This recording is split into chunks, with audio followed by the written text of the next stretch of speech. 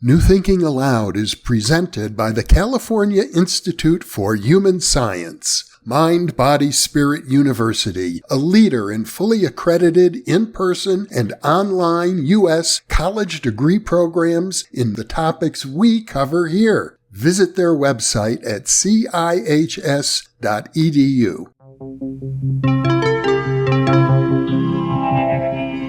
Thinking Aloud. Conversations on the leading edge of knowledge and discovery with psychologist Jeffrey Mishlove.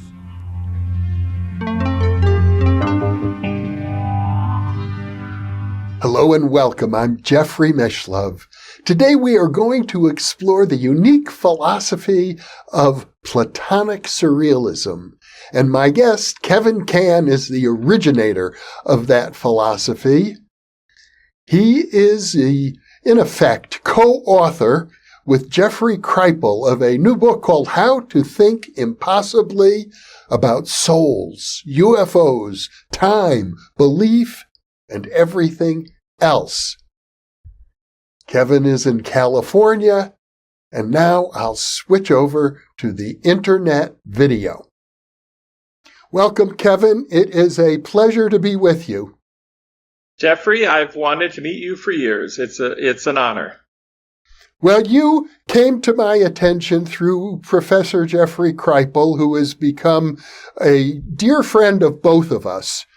And he has, as I mentioned in the introduction, featured you in his book, How to Think Impossibly About UFOs, about the soul, about belief systems, and everything else.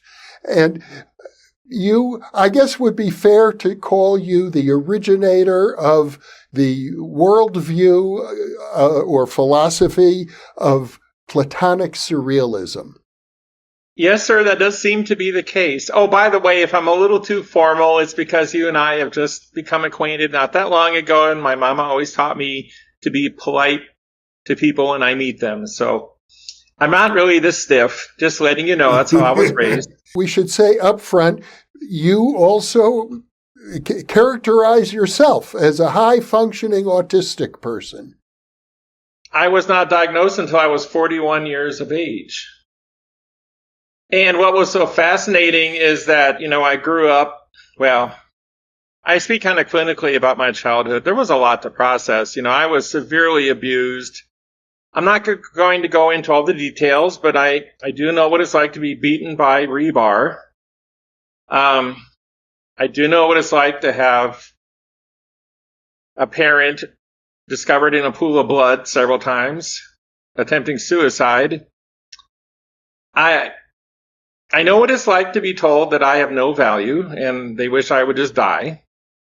So yes, it wasn't your Leave It to Beaver sort of childhood. I grew up in the country, about half a mile away in the Bible Belt of Minnesota. That was another interesting part of the experience.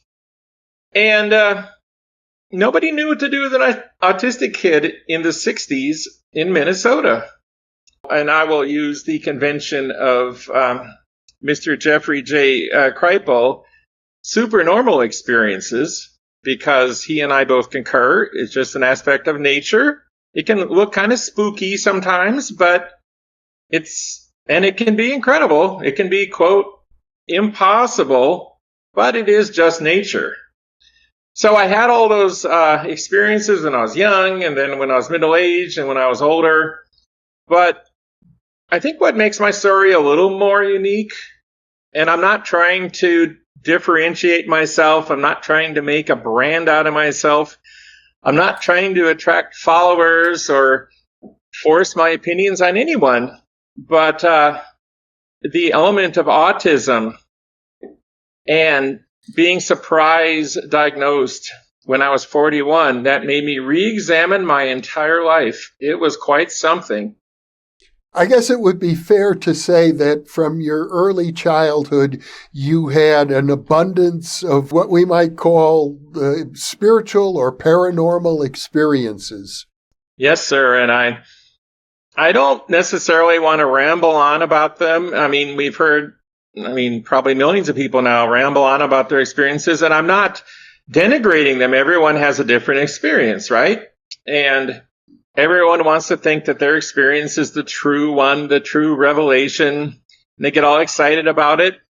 And I suppose I fell prey to that as well for a while. Had quite a bloated opinion of myself and all that. But I guess as my experience matured, I'm in my early 60s and I'm retired. And, I have an equal appreciation of science because and this is, it's a tragic and a funny story. My parents said to me, "We are going to kill you. Do not hide in the outbuildings. We've had enough." Now I was 20 years old and I was autistic. I hadn't spoken my first word till I was 6. They just didn't know what to do with me. I didn't know what to do with them. It was not a positive experience. And they said, "Well, okay, we decided if you join the Navy, we won't kill you but you got to go down there tomorrow and sign up because you'll either be on the East Coast or the West Coast and we won't have to see you anymore." And that was pretty much the last time I saw them when I was about 20. So that got me into the Navy, and I had the 160 IQ. And so I tested up the moon and they wanted to get me in their Navy nuclear power program. So I did go to approximately a year of formal training in the Navy for that. And I eventually wound up in charge of 80 men, 2 nuclear reactors, and I even did a stint of a year in a war zone. So quite a lot of excitement for someone who didn't know they were autistic and had all these unusual experiences as a kid growing up. It's frankly amazing I survived all that. It was quite something, but it gave me a deep appreciation of science as well. And I've always loved science, but after being trained, I had to be able to draw from memory all the systems of the reactor. Electrical, electronic, radiological, nuclear physics. So I've got a good appreciation of science, a deep and enduring appreciation of science as well. Because my view is that we shouldn't be so hung up on the labels between, well, is this scientific or is this that wackadoodle spiritual stuff? Well, science at first was the wackadoodle. That's what scientists nowadays often won't admit to. In the beginning, someone like Isaac Newton, he was an alchemist. He was a published alchemist. And only later did he develop calculus in conjunction with Leibniz. So he actually has a larger body of work in alchemy than in science, and he was like the father of physics. So what I say is keep an open mind. See, and this is one of the reasons I've always wanted to be on your show, since I saw you had a show. Because you have an open mind. Your guests have open minds. You've got scientists. You've got crazy people like me, well, mystics, experiencers. They call them experiencers nowadays, Mm-hmm. And so use the appropriate tool for the appropriate job, and don't use an inappropriate tool. For example, science probably won't tell us the meaning of life. I mean, you can go into, evolutionary psychology and go, well, this is the tendency to the genome and the phenome and all this sort of thing. And yeah, that's fine. But, there are more things in your philosophy, Horatio, as they say. So I love it all. I just want clarity of thought, if possible. Clarity of feeling, too. Feelings open doors.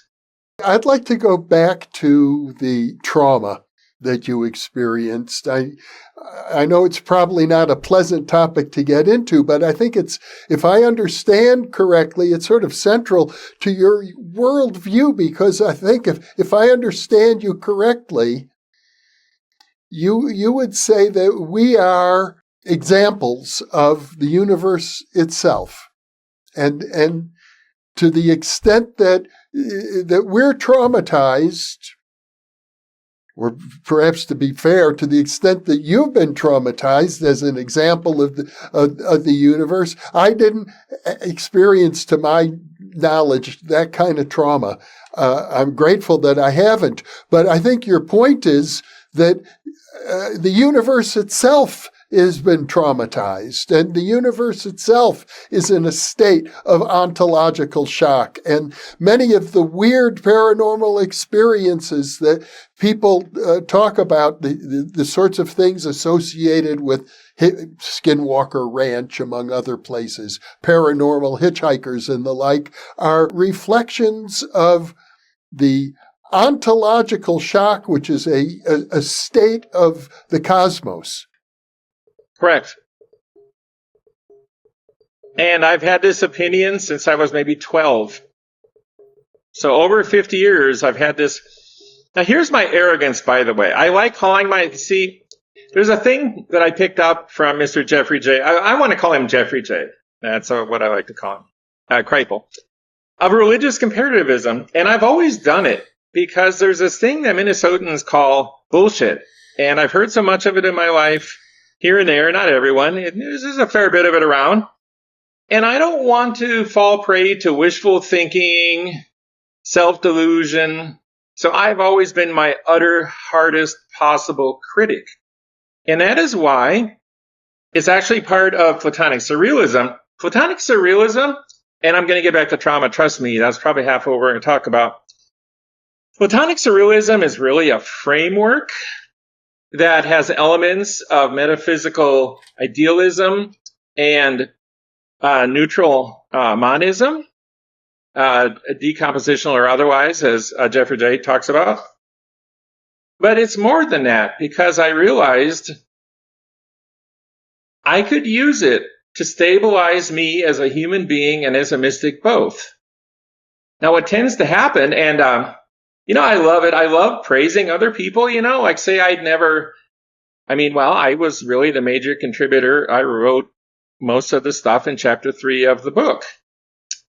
And Jeff had wanted me to be a co-author on the cover, but the press, they have a policy that only one person, they can only make a contract with one person. So they said they couldn't make a contract with me. He referred to you as his co-author. That's how he introduced you to me. But he always gives credit where credit's due. So what a dear human being. What a wonderful man. He's opened doors for probably hundreds or thousands of people that wouldn't otherwise be heard. So in any case, I would praise him whether or not I had written a book with him. But yes, I wrote a book with him. And the thing about Platonic Surrealism is I needed a personal way to approach the world that could answer all my questions, that could answer anyone else's questions. But everybody likes to fight and argue, and they like the product of their individual ego to be out there and to argue for it. And I wouldn't have it any other way. In fact, Platonic Surrealism explains why that phenomena exists, why the world is the way it is. And I would never want to try to push my view above anyone else's. That's against Platonic Surrealism. We are many voices, and if I were to say what the two big points from the book are that I love to talk about, it would be what Jeff calls the traumatic secret. And I remember it was just a few weeks ago, I was talking to him and I said, hey, Jeff, I want to make sure I give credit where credit's due, because I'm the kind of person that stares out the window at the universe, and I don't tend to give attribution to people because I don't read people, because I don't need to. I look out the window and I see how things are, or I think I do. I will always be a human as two. I know the standard scientific. I was struggling to decide if I wanted to say scientism, which kind of is a put down to science, but there's a philosophy of science that seeks to explain everything, and things that aren't so tidy get thrown out and not put on the table. And Isaac Newton would just turn over in his grave because he wasn't that way. If the father of their discipline wasn't that way, I think a lot of science has taken a wrong turn. Well, it's fair to say, with regard to Isaac Newton and his interest in alchemy, that was only recently discovered. It was kept hidden for centuries. Imagine that. Yeah. Yeah. So the main elements of Platonic Surrealism and chapter 3 in the book is that I don't like this thing about the battle between which has primacy, physical matter, energy, and all that sort of jazz, or the mind. So as we know, there are some really lovely people out there breathing life into metaphysical idealism these days, and it's a really compelling argument. Who are we to say which has, primacy, matter or mind? I know that neurologists want to say, consciousness is an illusion that bubbles up from the brain. It doesn't really mean anything. We should just go around all depressed all the time. We're just carbon-based computers fighting for survival in an ugly world without meaning. And yeah, folks, those of you that think that way, it must be a really rough world you live in. I don't live in that world. On the other hand, the philosophical position that everything is mind, it really has more explanatory power than you might think. And it's just an equally valid way to view things. And we've been in this mess ever since Descartes. Because, of course, as anyone who studied that knows, there was the Cartesian split between mind and matter, and then they threw away mind. Yeah. And I guess it was probably a result of the mind had done some awful things in the past. Genocided whole continents of people based upon a small group of people having a different opinion about who is the good guys and who's the bad guys, who deserves to be loved, who deserves to be in power. And so kind of the rampant imagination caused so much damage to our world and held back science for like 1,000 years. So I understand that modern scientists don't think much of that sort of thinking. They functionally don't think much of let's say the right brain hemisphere. And now I'm going to head this off of the past. There's all this stuff, like in the 70s, people said, oh, you're being too simplistic with that left brain, right brain stuff. And they were right. But the point here is not some nitpicky excuse about it. People like Ian McGilchrist, just brilliant, We have rational and serialized processing as a human being. And then we have the other half of us that is living in a shameful, wounded, almost dying state these days as, like STEM universities try to wipe out like liberal arts and the humanities, the study of history, and the study of things that don't fit in their tidy little boxes. And I sound like a man of science, and I am not. I know how to build nuclear reactors. I am not anti-science. All the meditation in the world probably won't get you to the moon in your physical body, but rockets did. I have such respect for science.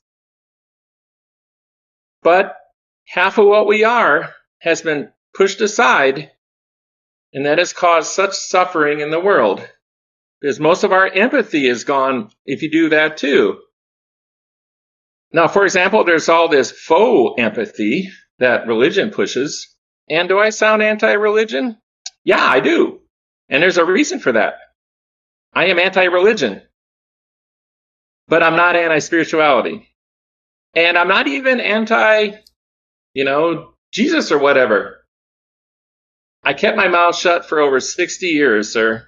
Over 60 years. I didn't want to speak until I had everything figured out to my satisfaction.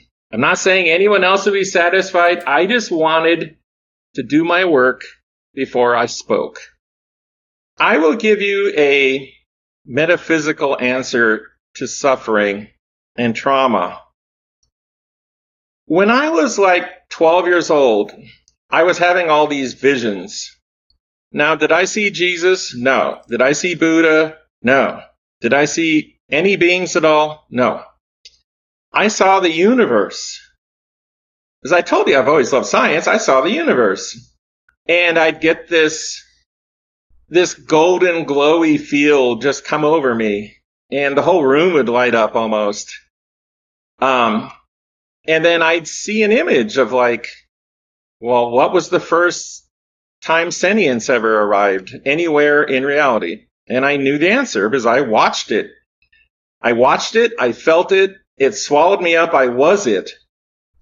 So, yeah, I'm not a Kantian philosopher. He was wrong. Sorry, I know all modern philosophy is based on him and other depressed German and French people, but I like to be funny.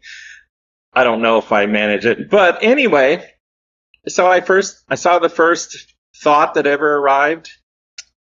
I saw and felt and was one of the first beings that ever came to be, it felt like. I felt this chafing. You see, a lot of people, I'm really amazed by this, my friend. May I call you my friend? Of course. Okay. I hope to earn that. A lot of mystics these days, I've just started reading some of them.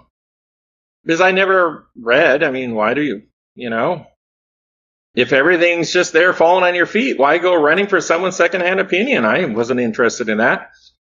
But I've started reading some of the modern mystics and philosophers and such, and they talk about this velvety darkness where it's kind of the source of everything. It's kind of the void, but it's not scary void. It's not, you look into the void and it looks back into you. No. It's huggy. It's love. It's everything. And I knew what it was like to be that being. Or so I thought. I still think that, by the way. And I felt a little kind of restlessness. And with the restlessness, I formed as an independent being. It was like chafing. It's like a pearl in an oyster. And that initial wound I received, because it was a wound, I like to use the example of information theory in modern physics. Now, I'm not one of these quanta mystics. I don't claim to know science well enough to use science like I'm going to prove anything with it, but it makes a good metaphor. So as long as I say I'm using science as a metaphor, I think that's honest.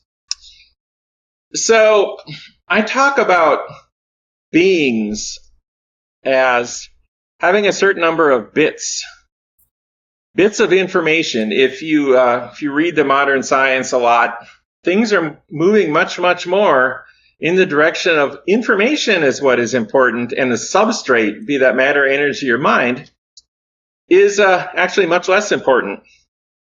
So I call that first differentiation from the velvety, loving blackness that is me and you and all of us.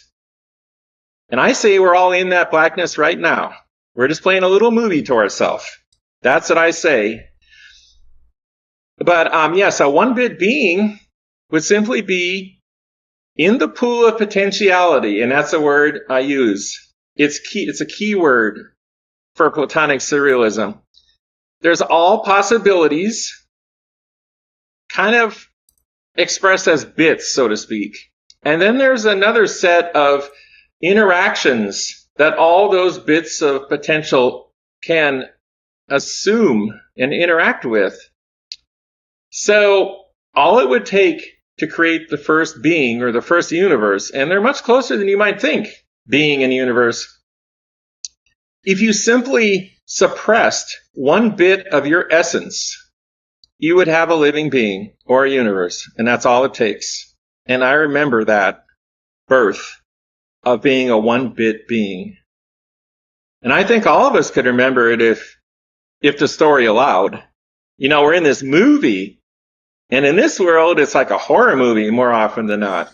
And we want to tell each other bad stories where we all hate each other and, Civil War and all this ridiculous stuff. But under the hood, we're all in that big velvety pool of potentiality. We don't leave it. How can there be disunity? Now that's an interesting question. How can there be disunity? So that was my primary realization, that I don't have to do gymnastics about trying to turn matter into mind or mind into matter and which is greater and which is lesser. That's all nonsense. So, and then you have 2-bit beings, you have 3-bit beings, I don't know how many bits. There's a lot of bits there, you know. So, and what's really fascinating about this topic is there's a thing, and oh, by the way, now I got to give you another proviso. I mispronounce everything because I've never had conversations with any human being on this kind of stuff. Pretty much, one exception, but, you know, pretty much it's only been Jeff. So I don't know how to pronounce things, and you are allowed to just tease me because I won't pronounce things right. I haven't heard any mispronunciations yet. Well, I'm going to hit you up with like a Greek word, a derivative or something, and then you can laugh at me. Apophatic. In the philosophy of religion, there are apophatic, and I'm probably mispronouncing it, practices where you, quote, find God through negation. In other words, you go, oh, I'm not that coffee maker. That's not God. You know, God's not that. God's not that. And then if you did it long enough, then maybe you'd wind up with God. And of course, in Hindu spirituality, which I studied just a whole bunch, because, I mean, let's be serious now. The Vedas were written before the Old Testament, and they were brilliant beyond their time. So, of course, you should study everything if you're a philosophical sort of lad like I am. But in yoga, a lot of spiritual practices use this apophatic thing, or apophatic. See, I don't know how to pronounce it. It's often called neti practice. Not this, not this. And then what's left after you get done saying no a bunch of times? Well, what's left is awareness. And that's another major element of Platonic Surrealism. Because the most hardened materialists, and I'm not trying to convince materialists of anything, you know, if they want to devote their life to baby goats or whatever they want, and if it's productive, more power to them. And, you know, all these great blessings from science and technology, you know, I don't yearn for the old days. When I get an infection, I want an antibiotic. Thank you, science. I love you. I hug you. But anyway, in yoga, it's a core practice, you know. And there's little phrases you can use like, "Who is the eye that can see that cannot see itself?" and things like that. So what you're trying to do is you're trying to tap into that stream of awareness, as I call it. And I view awareness as rather like a fundamental constant of all reality that's above space, time, matter, and energy. It's a field all on its own. And the reason I say that is I remember it. I remember the first moment of awareness. For me, anyway. And I think for a lot of people, you know, I drink my own snake oil, okay? It's not snake oil. It's Diet Mountain Dew. So yes, awareness is very important. And I always drive poor Jeff crazy when I talk to him about this, because the modern parlance is everyone wants to make consciousness some divine thing. But I go, consciousness is a tier 3 entity because it's way down the list. I mean, first you had the velvety blackness, and then you had awareness, and then somebody had to make a template, okay? So the way you make a template is you turn off more bits, and you wind up with kind of a space-time framework that can be used to then interact with awareness, and then you can start to get sentient beings in the physical world. And I remember all this stuff. I remembered this when I was 12, and I was you know what? When I was 12, yeah, I had a big brain, and I was a dreamer and all this, and yeah, I had invisible friends. We can talk about that. But this kind of thinking would fit nowadays with like a Penrose. And I was thinking this stuff when I was 12. And I got all these visions, and I didn't understand why. You know, it's been like a cookie trail. I had another vision when I was in that age. I suddenly screamed one day. It felt like my entire body had been turned inside out and stretched an infinite distance. Well, then I realized that I was like this cosmic octopus sort of thing. And that expansion was something akin to the Big Bang. And yeah, it hurts to get detonated. And now we're back to trauma. I'm saying that the primal substrate of space-time has an element of potential for sentience in it. Now, I'm not saying it's, Jehovah or the Demiurge or yada, yada, yada. It's actually the potential for sentience. Because, and this is crazy, to get really, really sentient, what you got to do is you got to have the initial conditions cool off over billions of years. You get the elements, you get stars. You have to have like third, fourth generation stars, which make enough heavy elements that you can make a planet. And where you build Jeffs and Kevins and other crazy people like us, it takes time. And then awareness interacts with the framework of the world, the universe, and us. And we are the dreams playing out of the entire universe inside of us. And the cats and the dogs and the grass and everything. But our brains are so complex, they make a better movie projector. Kevin, speaking of movie projectors, I wonder if you would talk about the time written about in How to Think Impossibly that you, in effect, conjured up a triangle-shaped UFO. Right. That was the third most incredible experience in my life. And, oh, by the way, can I use the S word that means feces on your broadcast? Sure, you can. It shocked the shit out of me. Now, it was an interesting time in my life. I was going through a lot of suffering. I'll tell you that I've been suffering like probably over 50 years straight in my life. And by the way, the reason for that is there came a point when I realized the universe itself was suffering and I had to help it feel better. The whole stinking universe. So you see, when I get delusions of messiahhood or something, no, I'm not interested in saving anybody, but the universe hurts and I'm the universe. So of course I have to pay attention. So I'm just saying there's a thing in spirituality that a very few people ever do. It's called the path of pain. I was on the path of pain and I embraced it. I sucked it up like warm gravy. I would not let it go like a dog with a bone because I knew it could take me where I wanted to go. And it did. It took me all the way there till I could even summon a UFO. Now, by the way, I'm quite tired of the suffering. Let me tell you, I think I can give up on the suffering pretty soon. I'm mostly given up the suffering. I still have suffering, trust me. You know about one circumstance in particular, it's not been pleasant at all. And that's the way it goes. Amor fati from Nietzsche. Bright chap, that guy. So, I had always had difficulty with spiritual groups because I don't like BS, and I heard so much BS in spiritual groups. And so, I'm like Groucho Marx, I'd never join a club that would have me as a member. And the younger viewers have never heard of this guy, and I wish I hadn't heard of him. No, it's such a good quote.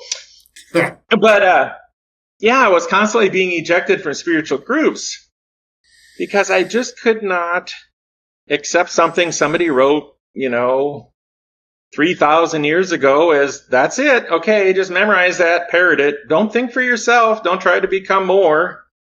Don't try to climb the mountain yourself so you can write it down on your ox of the village and, chop wood and carry water. No, don't do that. Just quote Shankara or, figure of choice. And I just could not do that. Since I'd experienced a lot of incredible things, I wanted explanations. And science goes, oh, you're mentally ill and it's anecdotal. Okay, fine there, Sparky. You just go on with that view if you want. But remember when your mother died and you saw her the next day and you didn't know she was dead yet, but you saw her? Yeah, that happens to about everybody once in a lifetime. But they won't admit it it would hurt their teaching credentials. So, anyway, now I've gotten myself a little off track here. Oh, yes, the UFO. Yeah. So, yeah, I was thrown out of all these spiritual groups, and that's made me decide I had to find out the answer for myself. And I thought I was making some real progress, but I wanted to test my theories and my assertions. And so I took a very unusual path. After, like 45 years of spirituality, I went into ufology. I read up on it. And actually, the secret to everything was actually, not everything, but a secret to quite a lot was in ufology. And it's not because the aliens are here and they're gods and they're aliens and all this. I mean, not according to the book of Kevin, anyway. So, but what I wanted to do is I thought that maybe that ufology was actually an eruption of mislabeled spirituality. That was my theory. And I had the great pleasure of coming across some books by Jacques Vallée, etc. And this is just right up his alley, that you can't separate mind and matter when it comes to things they call UFOs. So I read a lot of his books, etc. But I had to know for myself. When I was young, I had to know for myself about spiritual stuff. And so I made it happen. I rolled around in it. I paid any infinite price I had to, and I learned. But spirituality left me wanting. It didn't have a place for me anywhere in the world. So I finally decided I thought that I could prove the nature of UFOs by just summoning one. There's this kind of fun part of my mind that doesn't believe anything's impossible. Really, I'm tapping into my right brain hemisphere and then possibly beyond that, There's a book, Stroke of Insight, where the lady was a neurologist and she had a stroke. And for 2 weeks, her ego, her left hemisphere wasn't really working very well. And she was in this magical land for several weeks of the right brain hemisphere. And it's majestic, just that. Let's say you stay a materialist all the way, but if you could feel the majesty and the beauty of the right brain hemisphere, like you live there and that's your primary modality for consciousness, you'd just be drooling with pure joy. It's an amazing place. Well, anyway, I have a lot of access to that part of my personality, which I think a lot of autistic people do, And I was just certain I could summon a UFO. There just wasn't any question in my mind. I was just going to do it. I had a series of test protocols I wanted to enact on it. Now, did I, and this will sound like, here's another, I know I can say this. It'll sound like horseshit to so many people. I've known so many ufologists and they go, well, if you say you can summon a UFO, but you don't have like ABC News waiting for you, you're just a flim-flam artist. Well, you see, I wasn't trying to prove anything to anyone else. And I knew I couldn't anyway. So I did follow a protocol, which is actually partially documented in the book. Let me just interject for a moment, because that passage of the book was really remarkable. It talked about you tried a certain exercise and you knew that wasn't enough. So you tried another exercise to add to it. You went deeper and you knew that wasn't enough. And you repeated this, going deeper and deeper and deeper with different exercises. I think maybe 7 or 8 different times until you were totally exhausted. And you exhausted yourself and in effect went to sleep, woke up the next morning, didn't remember any of it. Right. It was actually 3 days later. You know, that 3 always appears, you know. It's like Jesus went to hell for 3 days. And, I got to be naughty. Sorry, I know this is out of scope. Well, great. Jesus went to hell for 3 days. Actually, it was Sheol, which was a kind of a garbage dump outside of Jerusalem. But besides that, a bodhisattva from Buddhism spends all of their life in hell, so to speak, in the pain to help other people, swimming through infinite suffering. And they're here forever until the last blade of grass is enlightened. That's what they say. So sorry, Christians. Very admirable, but I'm really impressed by willing to spend all of eternity suffering if necessary until all your brothers and sisters come home with you. That means a lot to me. So, 3 days. And, I was just absolutely exhausted. At the very end there, I just exerted my will. I rang myself like a bell all the way from that first kernel of awareness in the velvety blackness. And I made a hell of a racket with my summiting attempt.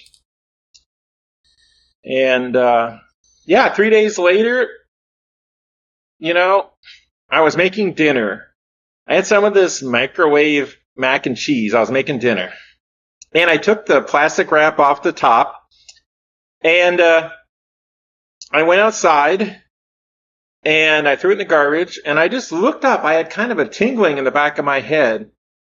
And there it was. Giant ass black triangle UFO. Not a vision. I mean, it was, as they say, realer than real. I can explain that too, by the way, but we'll get back to that. It was so amazing. And it's right in the book, the very piece of paper, and people go, oh, why didn't you take a picture of it with your phone? Well, I had a flip phone at the time. I was one of those old-fashioned people. I didn't want to have a cell phone. For years in my career as an engineer, I had a pager. I wanted my pager. So I didn't have a cell phone. And honestly, I'm not sure if it would have shown up on film anyway. My general observation is if you can take a picture of it, it's not a UFO. That's my general observation. I will stand by that to the death. I will go up to anyone, anywhere, and stare them in the eye until they back down. That is my general observation. Let me share a story with you, Kevin, if I may, because the idea of conjuring up a UFO is something I looked into rather deeply. When I was younger, you may know I wrote a book called The PK Man about a fellow who did that. And I'm going to share something about that experience I haven't shared yet. So this is new, and I think it's very relevant to your philosophy of Platonic Surrealism, because Ted Owens had this reputation of being able to conjure up UFOs, and I asked him to do that for me, and he did. And he called me up one night in December. He said, Jeffrey, I feel it coming. This is going to be big. It's going to be huge. It'll be seen by hundreds of people. It's going to be photographed. The photograph will be published on the front page of one of your local newspapers near San Francisco. And that happened. A few days later, the Berkeley Gazette published a photograph. There were hundreds of witnesses on the air and in the ground. I interviewed these witnesses, and a videotape was made, and the videotape was shown on the Channel 9 Evening News. Now, subsequently, I have taken a careful look at the videotape, and here's the interesting thing, Kevin. There's no UFO. You can watch the video. I didn't see a UFO. I had a friend examine it. There were funny things. There was the sun. There was different lighting effects. Even though I'd interviewed the pilot, I'd interviewed witnesses, they all said they saw it. They photographed it. The photograph was published. But when you see the photograph, there's no UFO. It was an airplane flying above the campus with an artist, Stephen Pileski, in the airplane, smoke trailing out the back. And he, the artist, said, yes, the UFO appeared. It was in my airspace. People on the ground said we could see it too. But even though the photograph and the videotape were published, as you examine them carefully, the UFO isn't there. Now, does that accord?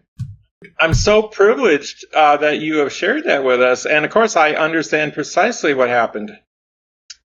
And I'm going to be a little risky here. There's a group of friends I've had in the past that I don't want them to get upset. And I don't want to feed into any sort of conspiracy thinking or such. But, well, let me just say this. After I summoned the Black Triangle UFO, I reached out to a mutual friend, and I had a mutual friend of ours. And the guy I reached out to was a world famous physicist that I just happened to know. And he called up Jacques Vallée, and Jacques Vallée came out and spent the day with me. If you ever want to, I can show you the pictures, okay? Just for you personally, I don't want to share our personal business on the internet. That wouldn't be appropriate.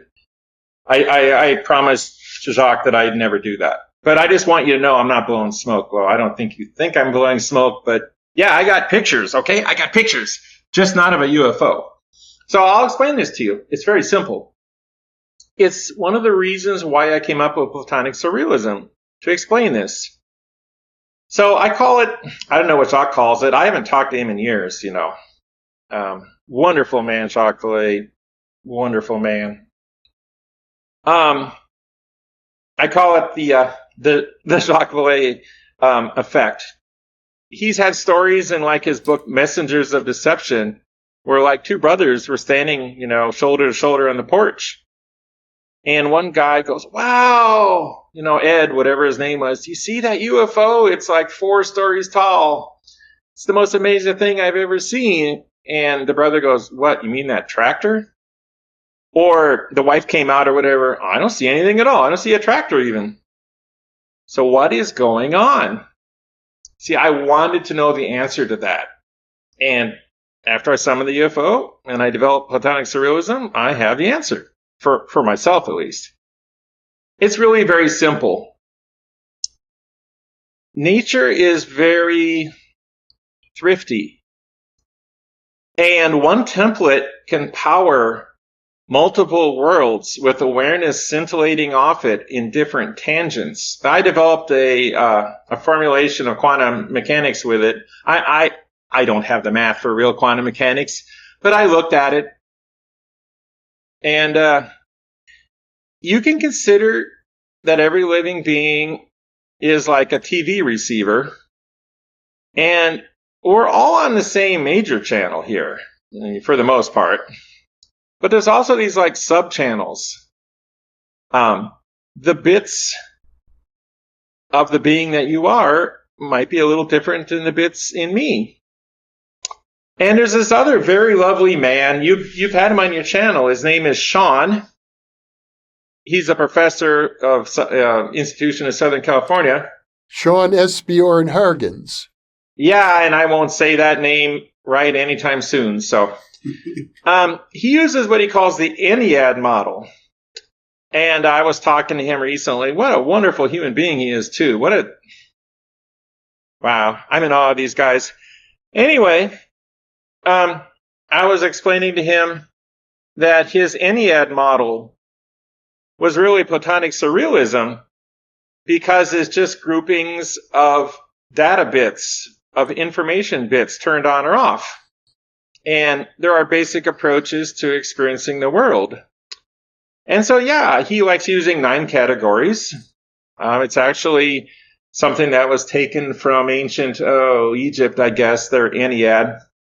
But it's Platonic Surrealism. And, you know, if someone has an Ennead and I have Platonic Surrealism, you know what? As long as we can talk to each other about it, you know, I'll learn his system, he can learn my system, and then we can see what works, you know?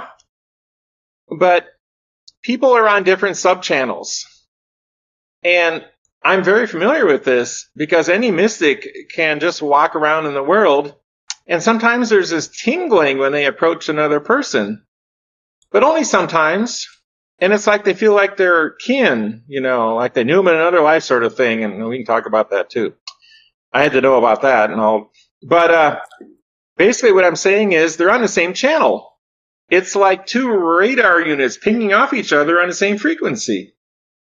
So that's why some people see UFOs, and some people see tractors, and some people don't see anything at all.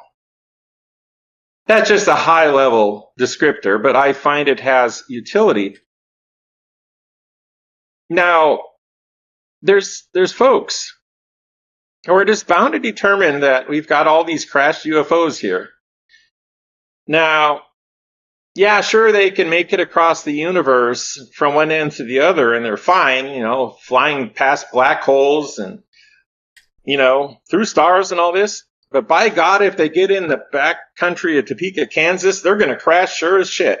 And then some farmer's going to come up and go, damn, I saw me a UFO. And then there's going to be controversy for 50 years. I don't buy that.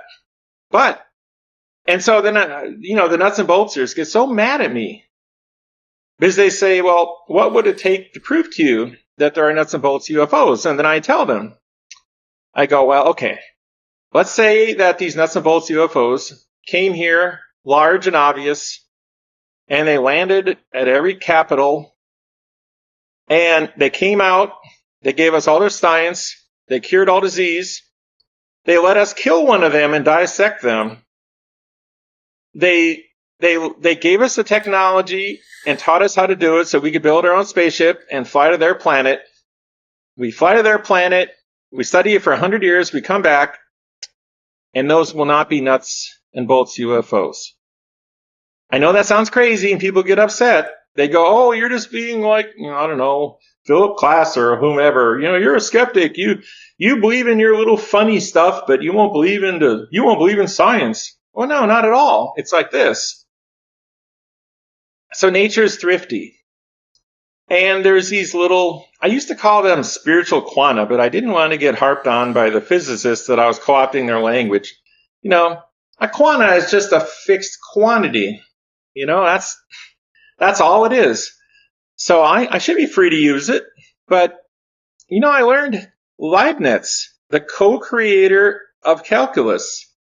He was a major philosopher, and he called another major scientist, but they never talk about the cool stuff. Anyway, he had a unit of basic being, minimal basic being, he called a monad. And I realized, wait a minute, I call them spiritual quanta, and, other people say it's a loop of awareness back on itself, like Bernardo Kastrup, and he's right, by the way. He is right. That guy is freaking sharp. I am in awe of him. I'm amazed how far he's gotten with just philosophy instead of looking out the window. It's just a miracle to me that people can do this sort of thing. When you're good at something, it's not miraculous. But when someone else is really great at something, then it doesn't matter who you are. To you, they are miraculous.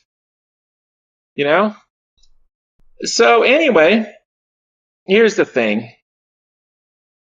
It's like there's an infinite number of what I call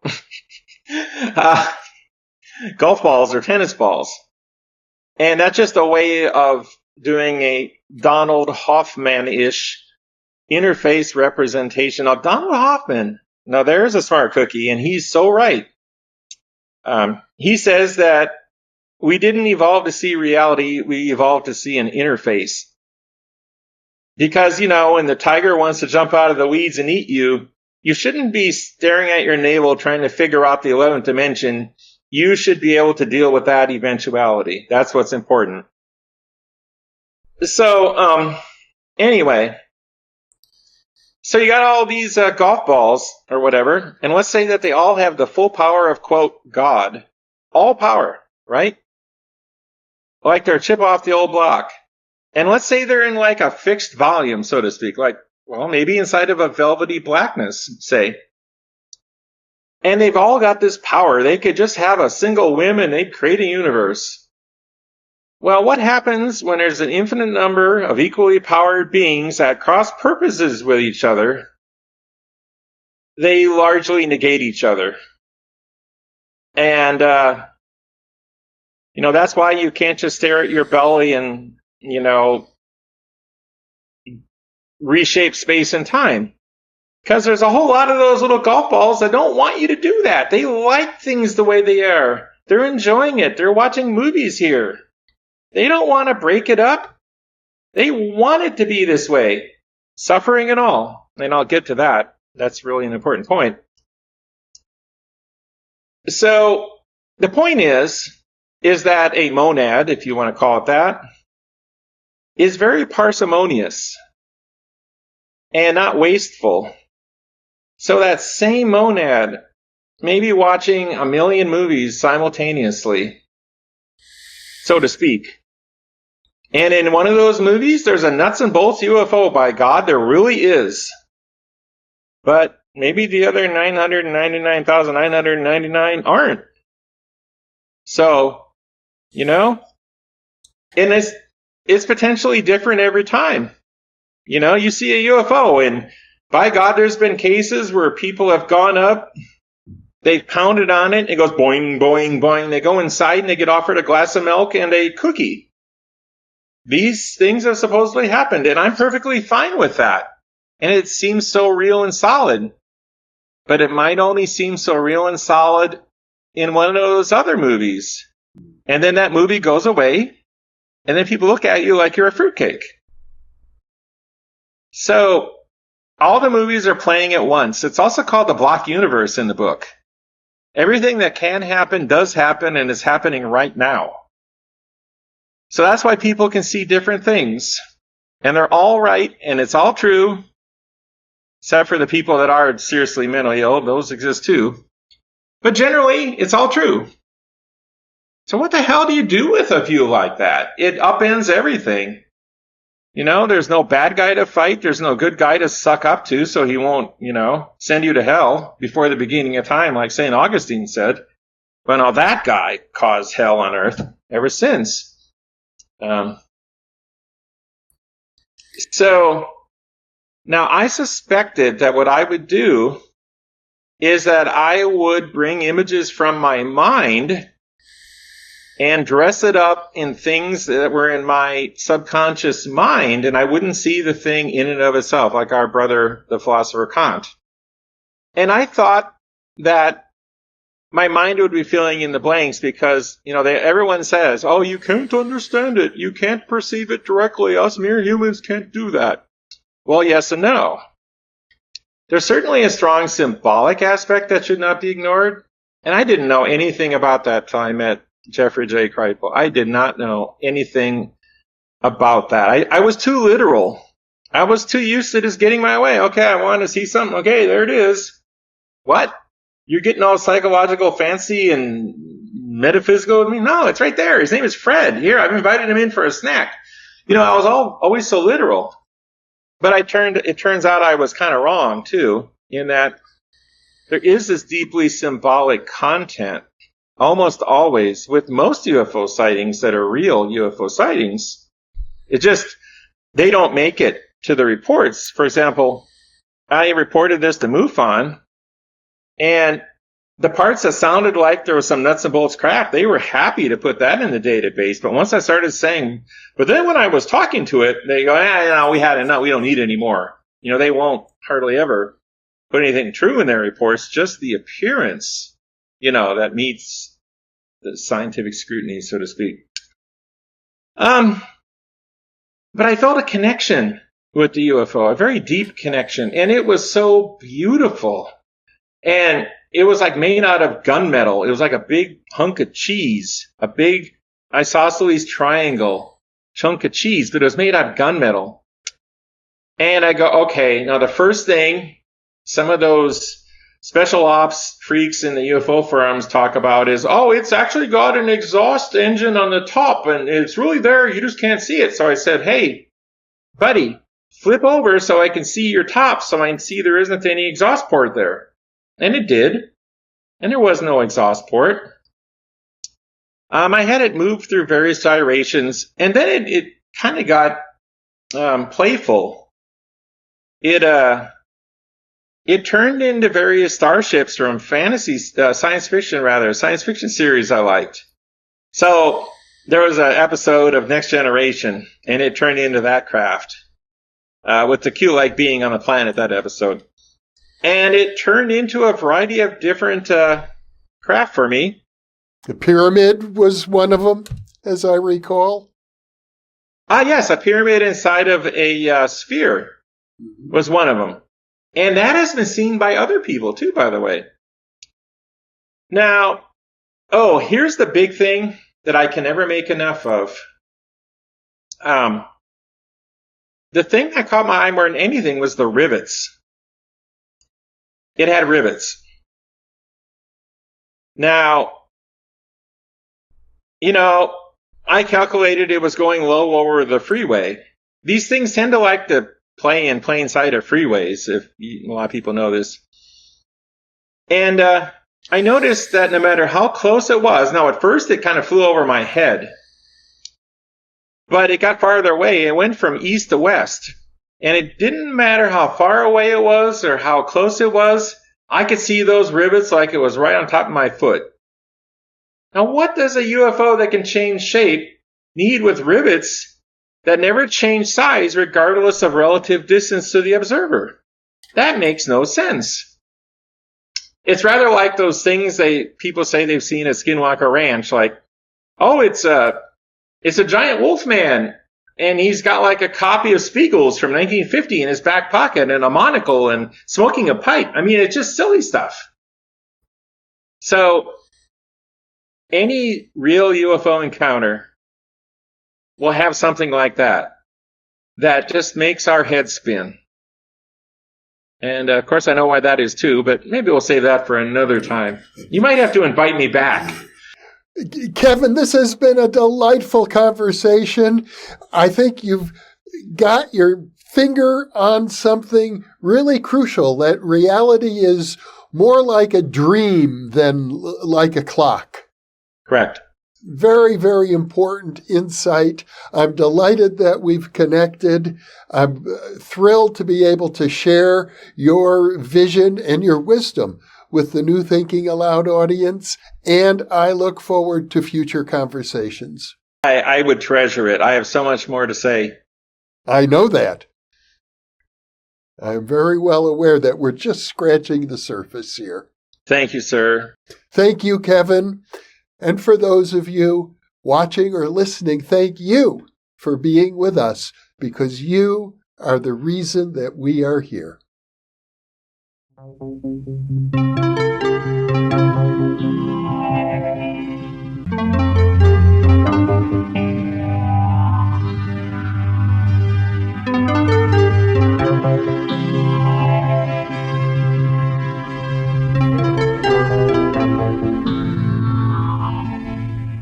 Book 3 in the New Thinking Aloud dialogue series is UFOs and UAP, Are We Really Alone?